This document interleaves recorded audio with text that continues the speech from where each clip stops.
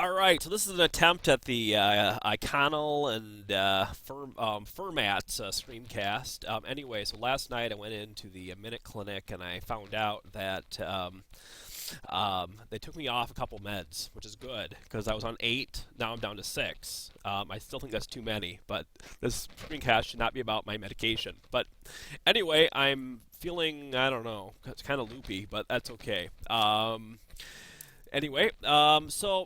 here's the deal.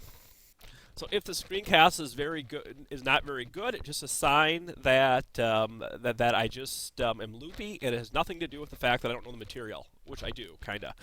So what we're doing here, this is kind of cool. So I watched your screencast. I just sent you an email about how I didn't really understand it because it just looked like a bunch of stuff on the page. But that's okay because I've given you the same type of stuff before, and you've had to suffer through that. So I just feel like it was payback for me. But the big thing that this tells me is that n has to be a function of r. So that means, because so far in the past what we've dealt with is a constant index of refraction across time and space, or at least across in the plane. But now within a plane, we can have multiple types of index of refraction. So now we've just added in that equation. So it's a function of that. The thing, okay, so then we plug all that into the wave equation, we compute the Laplacian, and I trust that this is A plus OK, because the book wouldn't lie to us. And then they would work it out, and then this is where it gets goofy, that I don't know why that's true. That's just kind of weird. Maybe one of your screencasts said that, I don't know. I don't know if that was the thing that was about the whole thing where you were talking about, wrong one. Let's try that again. What shape should I use here? I think that's right. No, oh shoot, I don't want that. All right. So I think what that was talking about. Okay, so we've got a mirror and we've got light, or we got a surface that has crazy that. But in class, what you were talking about was how the light has to travel a little bit different to get into from surface A to surface B. So if the air is A, that would be B. So that'd be A, and here's B.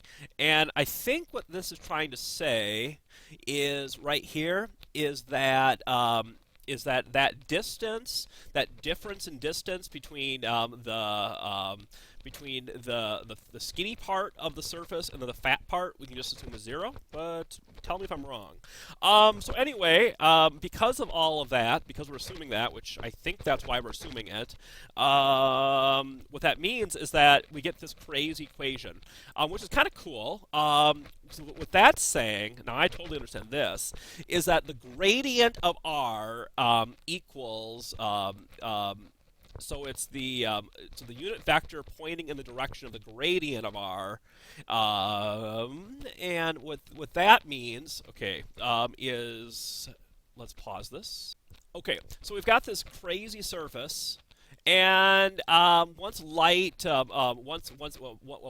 propagate light, so light that goes through the surface, to get if this is kind of the pattern of the wave it's supposed to make. To get to the next one, we have to take the gradient of that, and then in the next time we take, it's going to then just expand outwards, kind of like a ripple in a wave.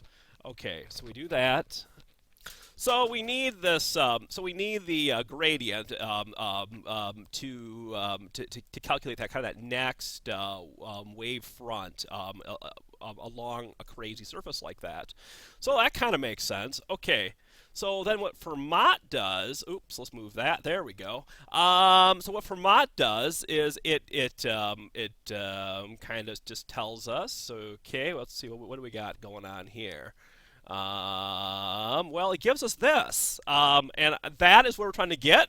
So voila, we're done. Okay, as I'm sure you can assume, I understand this fully, and there's no question in my mind about any of this is true.